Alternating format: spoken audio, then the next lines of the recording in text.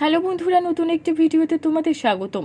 তেঁতুল পাতা ধারাবাহিকের আজকের পর্বে যা ঘটেছে, ঝিল্লিকে তার বাবার হাতে তুলে দিয়ে নিজেকে অপরাধী মনে হচ্ছে ঋষির। কেননা ঋষি জানতো যে তারা বাড়ির কেউ তাকে নিয়ে তেমন ভাবে না, কারণ ঝিল্লির আসল মা নেই।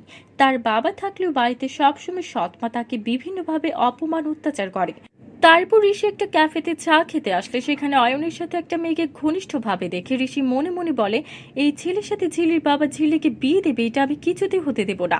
এইদিকে ঝিল্লির বাবা নিজের ব্যবসার কাজের জন্য বাইরে গেলে এই সুযোগে ঝিল্লি অয়নের বিয়ে দিতে চাই ঝিল্লির সৎমা ঋত্বিকা।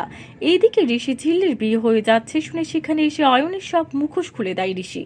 বিয়ে বাড়িতে সে ঝামেলা করে পুলিশ ডেকে ঋষিকে পুলিশে দিতে গেলে সেখানে ঝিল্লি উঠে দাঁড়িয়ে বলে, এই ঋষি আমার স্বামী, কারণ তেঁতুল পাতায় থাকা অবস্থায় আমাদের বিয়ে হয়ে যায়।